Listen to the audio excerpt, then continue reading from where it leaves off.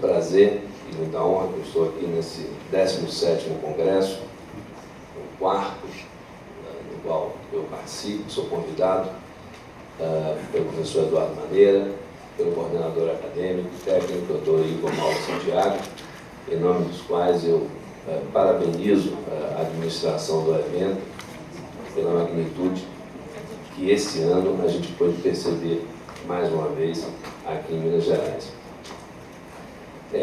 Algumas considerações preliminares. Primeiramente, ladeado aqui por professores, eu sou um humilde batalhador aí da iniciativa privada, então eu preciso dizer, primeiro, ao Lobato, que faz parte das minhas metas para a PLR, ser conciso e objetivo. Então eu vou obedecer a Time Girl, que aparece com aquele plaquinho dos 5 minutos, os senhores não se preocupem. E segundo lugar, a despeito do meu amigo professor Bechara ter dito que muito pouco se pode discutir no que se refere a essa tese da não cumulatividade, você disse, muito pouco, não jurisprudência favorável, também faz parte da minha meta ser perseverante. Então eu vou perseverar aqui e tentar trazer aos senhores algumas considerações que me parecem necessárias para que a gente possa influenciar os contribuintes a continuar discutindo o assunto. O professor deixaram que é o direito de resposta. Você não ia responder ninguém, agora mesmo você responde. Peraí, não era essa a tese, só para deixar claro. Não é a questão dos créditos de jeito nenhum. Não. É a história do quem não tem crédito e quem continuar pagando pela lei anterior. Isto posto, maior prazer, vou te ouvir aqui, estou feliz da vida. Eu estava preocupado. Primeira contribuição não dói. Aí, no direito de réplica ele já resolveu. Agora tudo bem, está entendido. Contribua. Está entendido. Bom, vamos lá. Eu acho que ainda, em caráter preliminar,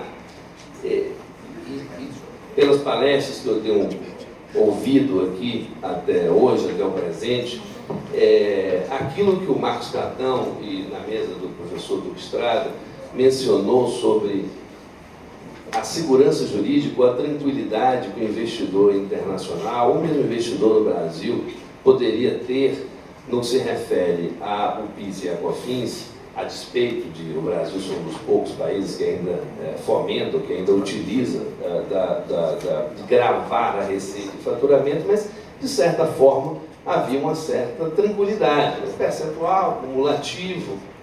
Então, o contribuinte, principalmente o que vem de fora, tinha uma certa consciência da segurança daquele gravame que ele iria assumir.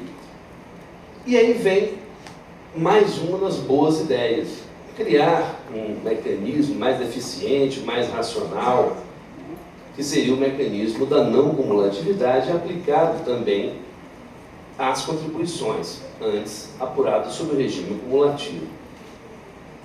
E qual não foi a nossa surpresa ao perceber que, a despeito de mais de 20 anos de discussão no que se refere à não cumulatividade, que informava os tributos incidentes sobre a produção, IPI e ICMS, parece que não se aprendeu ainda a avaliar a extensão do critério ou da técnica da não cumulatividade no que se refere às contribuições.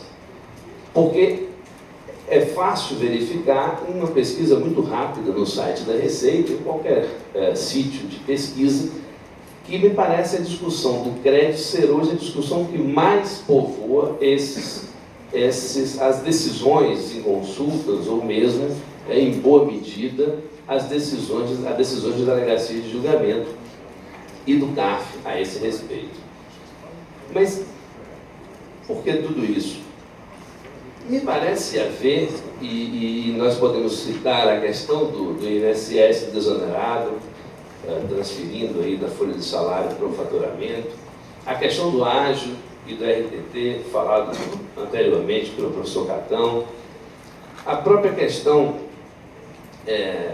relacionada a outros benefícios e subsídios que se dá por lei, mas me parece que de vontade ou de maneira dissociada à interpretação e à vontade da Receita Federal, de modo que a Receita, na aplicação e na interpretação dessas regras, acaba dificultando tanto a utilização do benefício, ou dificultando tanto a aplicação das regras estabelecidas no normativo, que faz com que o contribuinte, muitas vezes, deseje voltar ao passado, deseje voltar à acumulatividade, deseje voltar à época em que era mais fácil não ter ágio, em revogar o artigo 7 da 9532 para evitar essa discussão de RTT. É interessante, nós que labutamos na iniciativa privada, muitas vezes acabamos pensando ser melhor voltar à segurança, ainda que aqui e acolá com um pouco mais de carga tributária, do que a uma insegurança completa sobre como se portar ou como interpretar da melhor forma ou da forma que a Receita pretende essas regras inseridas em normativos legais. Mas vamos então ao nosso assunto. Eu também gostaria de dizer que eu fiz 48 slides, então obviamente percebendo que eu teria que ser conciso, senão eu não ganho meu PLR, então eu vou deixar à disposição os 48 slides, tem muita jurisprudência e tudo, mas vou pedir a licença aos senhores para falar-lhes sem necessariamente seguir a ordem dos slides. Então, basicamente, a possibilidade da introdução da técnica da não cumulatividade às contribuições ao PIS e à COFINS foi inserida no artigo 195 da Constituição, que de uma maneira bastante mais ampla do que a regra de não cumulatividade prevista para os impostos sobre a produção, o IPI e o ICMS. Primeira consequência disso, maior liberdade ao legislador ordinário na definição dentro do standard de não cumulatividade. Porque eu digo dentro do standard de não cumulatividade? Porque, efetivamente, se os senhores perceberem e voltarem um pouco à justificativa da criação da não cumulatividade para o PIS e COFINS, ela teve como justificativa a manutenção da carga fiscal. Chegou-se, inclusive, a cogitar a inserção de regra ou de dispositivo que permitisse gatilho de ajuste de carga tributária, a depender da majoração ou redução dessa carga pela introdução da nova sistemática, e também pelo fato que, como toda regra de não cumulatividade, ela precisa ser mais eficiente, ser mais racional e, obviamente, ser relacionada com o pressuposto de fato que informa as contribuições. Assim como o pressuposto de fato que informa o IPI é a produção, é o produto, são os fatores de produção a eles pertinentes, aqui o pressuposto de fato é o oferimento de receita. Logo, se percebe de cara a necessidade de uma avaliação desta técnica de maneira um pouco mais ampla, porque é relacionado a um pressuposto mais amplo, um pressuposto mais financeiro do que físico.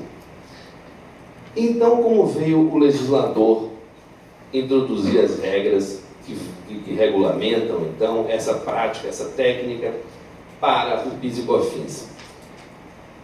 Ele veio estabelecer nas leis 10.637 para o PIS e 10.833 para a COFINS, a primeira de 2002, a segunda de 2003, mecanismo de apuração de crédito sobre custos, despesas, encargos, bens e serviços adquiridos e aplicados no processo produtivo.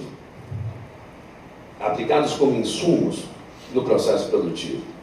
Aqui, a primeira consideração. Inicialmente, na 10.637, havia apenas a referência aplicados à fabricação.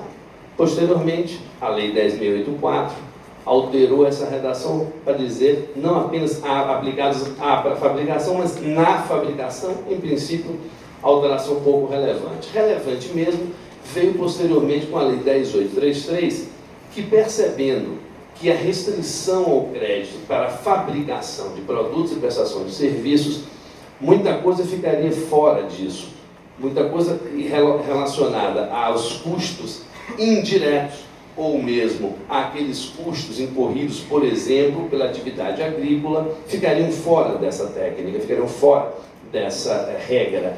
Daí, então, a lei veio trazer o vocábulo produção e fabricação. Então, custos, bens e serviços consumidos como insumos ou aplicados como insumo na fabricação e na produção, bem como na prestação de serviço, dariam direito ao crédito.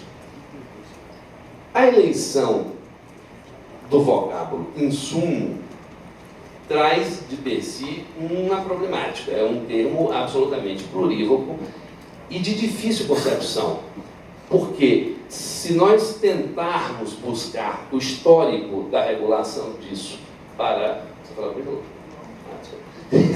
Histórico história, isso é uma parte, o histórico da disciplina, histórico da disciplina de insumo, pegando lá a lei do IPI, o regulamento de IPI, não é suficiente, porque como eu mencionei os senhores, lá se fala em produção, o pressuposto de fato lá é produção, então logicamente, ainda que não se refira a insumos diretamente, mas restringe-se o crédito a matérias-primas, material de embalagem e produtos intermediários. Aqui, obviamente, essa extensão, essa restrição de escopo para fim de crédito é absolutamente inaplicável, a despeito do que nós veremos adiante das regras que a Receita veio a editar nesse sentido. Mas, então, é assim que a lei estabeleceu o critério de tomada do crédito. Bens, serviços adquiridos e aplicados como insumo, da prestação de serviços e para a produção ou fabricação de bens, calculados sobre as despesas, sobre os custos e sobre os encargos, mas quaisquer despesas, custos e encargos, não. Obviamente a lei teve o cuidado de fazer algumas restrições. Então, pagamento da pessoa física, pagamento da pessoa jurídica no exterior, dentre outros, entradas não sujeitas ao pagamento da contribuição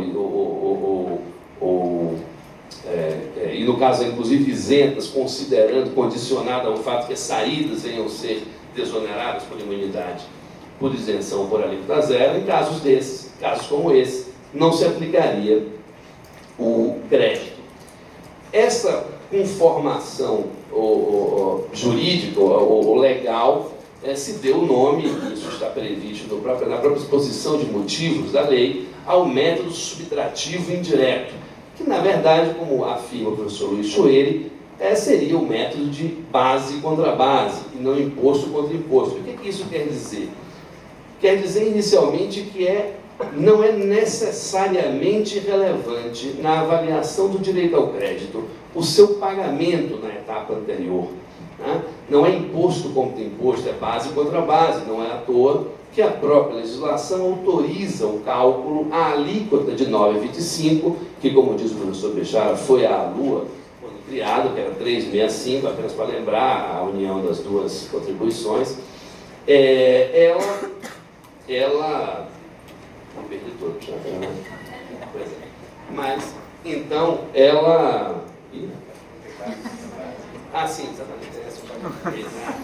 Então, por exemplo, quando alguém compra bens e serviços, por exemplo, de um contribuinte sujeito ao simples ou sujeito ao lucro presumido, cuja tributação não é a razão de 9,25, tem ele direito ao crédito de 9,25. Isso, para mim, evidencia a sistemática de base contra base, contrariamente ao imposto sobre imposto. Infelizmente, em algumas manifestações mais recentemente ouvidas do nosso Superior Tribunal de Justiça, ainda se faz muito a referência do direito ao crédito ao seu pagamento ou à oneração que teria ou supostamente deveria ter sofrido o contribuinte que vendeu aquele bem utilizado como insumo. Também previu a legislação, e isso é importante para o terceiro e último ponto que nós vamos tratar aqui, a questão, e aí eu estou aqui falando e obviamente não coloquei aqui, né? a questão de que o crédito não utilizado dentro do próprio mês da sua apuração poderá sê-lo em períodos subsequentes. E aqui se coloca, como nós veremos adiante, toda uma discussão sobre a tomada do chamado crédito extemporâneo de PIS e COFINS. Crédito extemporâneo esse absolutamente justificado pela dificuldade que qualquer contribuinte hoje no Brasil tem de saber exatamente o que dá ou o que não dá direito ao crédito. Logo, muitas vezes, apenas depois de muitos exercícios, ele se convence ou ele amadurece a sua ideia em relação a ser a não ser aqueles itens adquiridos com insumos, e aí precisa, logicamente, proceder às retificações necessárias, às obrigações acessórias ou um reconhecimento naquele momento do chamado crédito extemporâneo. Mas, seguindo então nessa linha, a Receita Federal editou 2 instruções normativas regulando a aplicação dessa técnica, a Instrução Normativa 247 de 2002 e a Instrução Normativa 404 de 2004. Infelizmente, como eu mencionei antes, não se abeberou ou não aprendeu com a discussão anterior em relação ao ICMS ou IPI e manteve a linha da não cumulatividade absolutamente relacionada a material de embalagem, produtos intermediários e matéria-prima ou, com alguma concessão, outros itens consumidos e desgastados no processo produtivo. Ou seja, trouxe mais uma vez para o PIS e COFINS, e como mencionei, tem pressuposto de fato absolutamente financeiro e não físico, o malfadado critério físico para a apuração dos créditos do regime da não cumulatividade. Isso fez com que as primeiras decisões de consulta e mesmo as soluções de divergência em relação a esse assunto, nós temos aí mais de 6 soluções de divergência, realmente tem mantido essa posição mais restritiva em relação à apuração do crédito. Ao menos não foi essa e não vem sendo esta a posição do Conselho Administrativo de Recursos Fiscais, onde nós já podemos identificar três movimentos ou podemos chamar correntes de entendimento a respeito da forma de apurar esses créditos. Esses 3 entendimentos seriam, óbvio, o primeiro entendimento, aplicando a regra do IPI, né, o primeiro entendimento, aplicando a regra restritiva de consumo, de desgaste.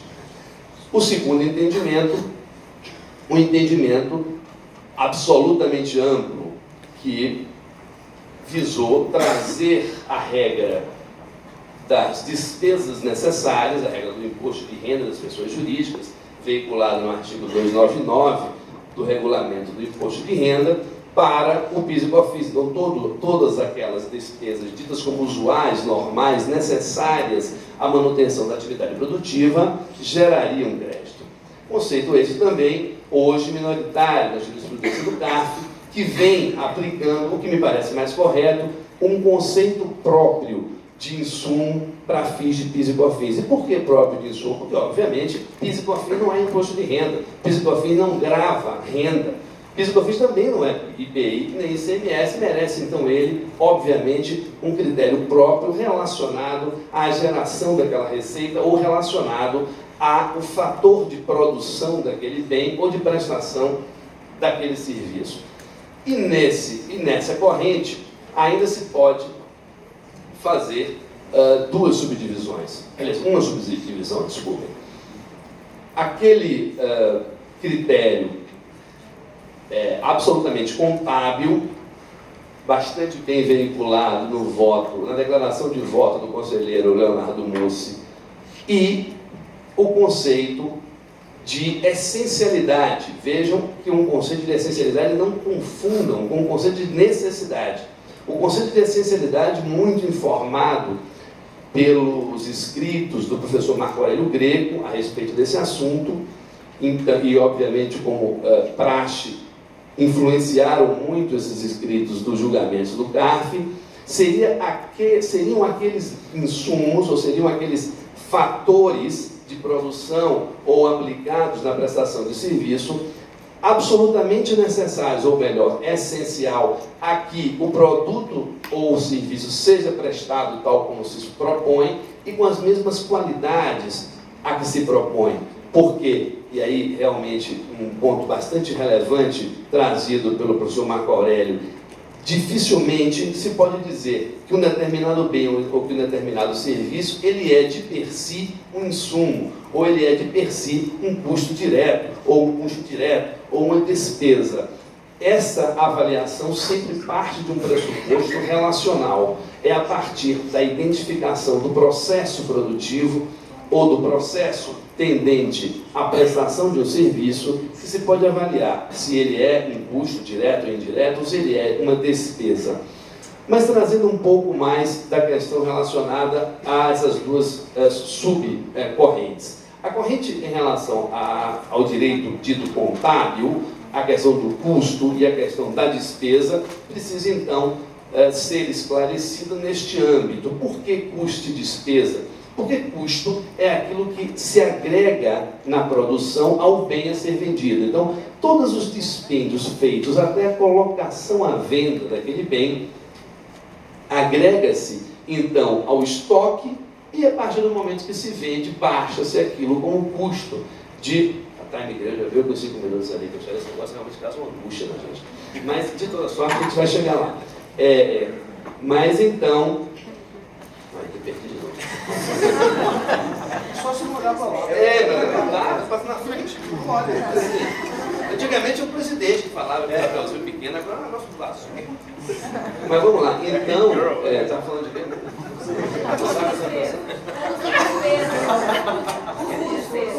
Então, pois é. Então, quando você faz a venda, você baixa aquele custo, o custo do produto vendido, o custo da mercadoria vendida, o custo do serviço prestado. No caso das despesas, não. No caso das despesas, o impacto no resultado, ele acontece no momento do registro daquela despesa ou da incorrência daquela despesa. E por conta disso, é importante se ter esse limiar do que é custo e do que é despesa. Custo absolutamente necessário para a produção até a colocação da venda. Despesas, outros fatores que contribuem para que aquela receita seja auferida. Marketing, publicidade, despesas financeiras e outras. O problema dessa questão do custo, apesar de muito bem colocado nessa declaração de voto que eu mencionei aos senhores, é que para a prestação de serviços há uma dificuldade, mesmo na doutrina e na literatura contábil, em relação a custo. Porque como na prestação de serviço, a sua prestação e o seu consumo são contemporâneos, ninguém aqui ouviu falar, imagino eu, de estoque de serviço, logo, essa dificuldade de contabilizar como custo ou como despesa em face dos seus efeitos para fins do imposto de renda, ela é inexistente, porque você pode, de uma forma ou de outra, impactar naquele mesmo momento o resultado daquele contribuinte prestador de serviço. Por conta disso, que há uma dificuldade muito maior de registro em custo ou despesa para os prestadores de serviço. Isso foi registrado pela doutrina contábil, pela doutrina contábil, que excetuou de forma muito bem colocada alguns setores regulados, prestações de serviços de telecomunicações, prestações de serviços de saneamento, prestações de serviços de distribuição de energia elétrica. Nesses casos, há, pela própria regulação, planos de conta ou orientações das agências reguladoras sobre a forma de contabilização que daria um índice de maior segurança para esse cálculo. Mas, então, qual seria o melhor critério de apuração? Me parece que não esse do custo da despesa por conta dessa dificuldade em determinados setores, mas um critério de junção ou de aplicação dos bens adquiridos ou do insumo no fator de produção, como fator de produção para que o serviço seja prestado naquela qualidade. É importante dizer que eu vou além professor Marco Aurélio diz, não é que seja essencial para que o serviço ou o bem seja vendido apenas, ou seja, na ausência dele não haveria a operação ou a prestação, mas não haveria a operação ou a prestação naquela qualidade a que se propôs, porque obviamente se um determinado frigorífico, e todos aí assistem as propagandas do Tony Ramos, né? Se todos os frigoríficos, é claro que o frigoi parece ter um custo maior do que um outro frigorífico de esquina, que não tem ambiente climatizado.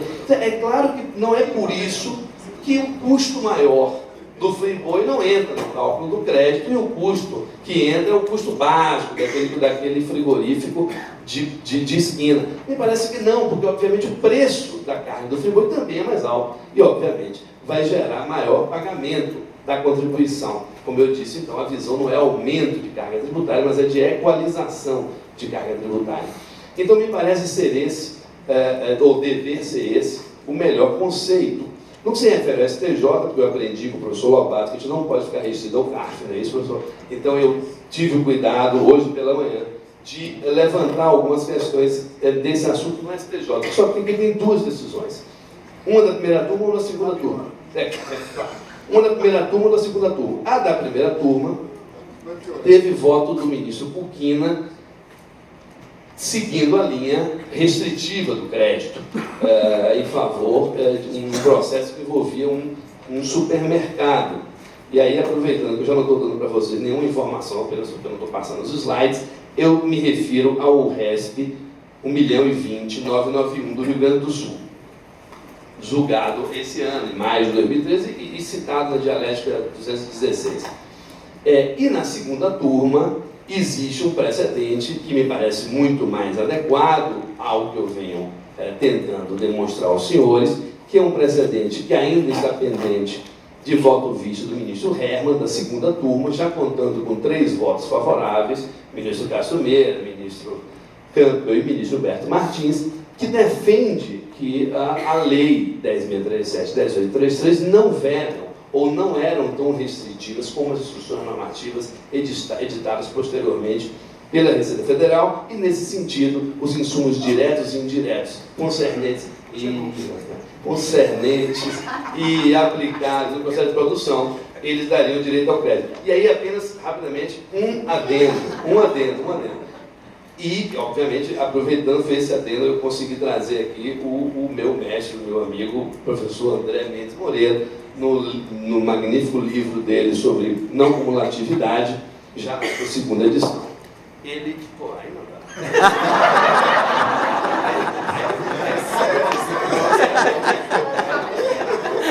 Cortaram o microfone. Mas isso é a vingança da Time Girl. É rápido, né? O professor da Luna já se postou ali na porta. Segura o pessoal mesmo. Mas assim, pois é. Então, é interessante notar que mesmo nessa postura restritiva da Fazenda, na edição dessas duas instruções normativas que eu mencionei, ela já previa uma diferença na aplicação da regra para a prestação de serviço e para produção de bens. Na verdade, quando ela fala, por exemplo, vou pedir licença aos senhores para ler, mas é muito rápido, tá? Ela fala aqui, ó, entende-se como insumos utilizados na fabricação ou produção de bens, aí ele fala, matéria-prima, produto intermediário, material de embalagem, quaisquer outros bens que sofram alterações, desgaste, ou seja, muito mais restritivo. Quando ele vem para serviço, ele fala, utilizados na prestação de serviço, os bens aplicados ou consumidos. Parece de um lampejo de inteligência aqui, porque, veja, aplicados ou consumidos me parece muito mais amplo do que desgastados, que sofram alterações, que é o famoso critério físico. Claro, porque no serviço, como é intangível, não pode ter um critério físico para informá-lo. Então, me parece que mesmo para o serviço, há de haver, e nesse caso ainda não se colocou para o STJ qualquer questão relacionada a serviço, um caso foi supermercado, outro caso foi empresa alimentícia, já há, me parece, uma visão um pouco mais ampliativa da Receita em relação a esse critério. Eu teria simplesmente mais 28 slides para falar aos senhores, mas eu vou, em homenagem à nossa gloriosa... Desistiu? Vou então encerrar por aqui as minhas considerações, agradecendo aos senhores, pedindo desculpas aqui pelo seu tempo.